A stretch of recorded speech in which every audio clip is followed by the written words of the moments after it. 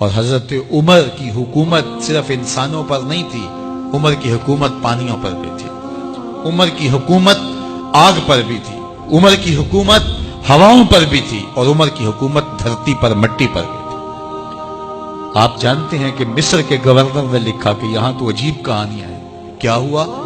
کہا کہ دریائے نیل اتنی دیر تک چلتا نہیں جب تک ایک نوجوان لڑکی کو زیورات سے آراستہ کر کے نیل میں ڈالا جاتا ہے، پھر نیل چلتا ہے، اور یہ برسا برس سے رسم جاری۔ حضرت عمر کے پاس جب یہ پیغام پہنچتا ہے تو حضرت عمر نیل کو خط لکھ رہے ہیں، بسم اللہ الرحمن الرحیم، مصر کے نیل کے نام عمر کا خط، اور آگے لکھتے ہیں، اے نیل اگر تو اللہ کے حکم سے چلتا ہے تو چل، ورنہ تیری کوئی ضرورت نہیں ہے۔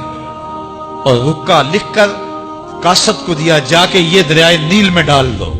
اللہ اکبر، جن کے رکے دریا بھی مانتے ہیں، پانیوں پر بھی حکومت ہے۔ اور نیل میں جب وہ رکا ڈالا گیا، نیل ایسا چلا آج تک کبھی رکا ہی نہیں ہے۔ پانیوں پر حکومت، ہواؤں پہ حکومت۔ مسجد نبوی کا ممبر ہے، عمر خطبہ دے رہے ہیں، عراق کے علاقہ نہامند میں جنگ ہو رہی ہے، مدینے سے 1 مہینے کی مسافت ہے، 1 مہینہ مسلسل چلیں تو نہامند آتا ہے۔ حضرت عمر خطبہ دیتے دیتے درمیان میں جملہ معترضہ کا، یا ساریہ الجبل، اے ساریہ پہاڑ نہ چھوڑنا۔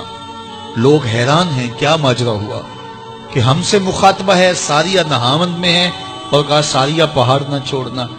1 مہینے کے بعد جب وہاں سے قاصد آیا، اس نے کہا اللہ نے فتح دے دی۔ کہا کیسے؟ کہا پہاڑ کو چھوڑ کر دشمن پر ٹوٹنے لگے تھے، آگے بڑھنے لگے تھے، ان پر حملہ آور ہونے لگے تھے۔ اچانک عمر کی آواز آتی، پہاڑ کو نہیں چھوڑنا، کیونکہ اگر ہم پہاڑ کو چھوڑ دیتے دشمن پیچھے سے حملہ آور ہونے کے لیے تیار کھڑا تھا۔ تو کہا بس ہم پہاڑ کو اپنی پشت پہ رکھا، اور اللہ نے اسی دن ہمیں فتح عطا کر دی۔ ہوائیں بھی ان کا پیغام پہنچاتی ہیں، پانی بھی ان کا حکم مانتے ہیں۔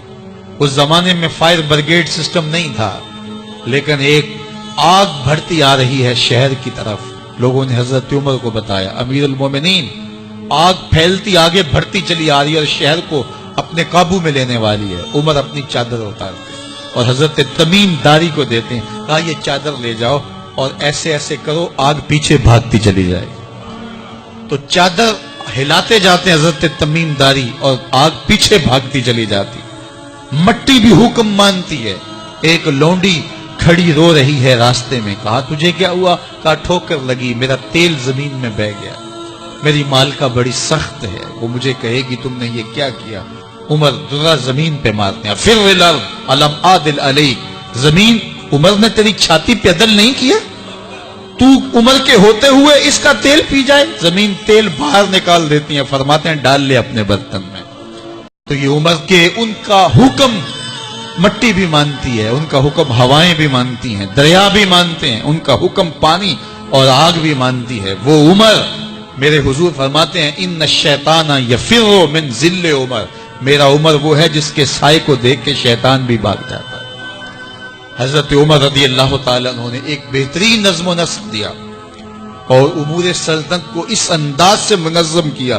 ایک غیر مسلم مفکر کہتا ہے، اگر اس امت کو ایک اور عمر مل جاتا پوری دنیا پہ حکومت مسلمانوں کی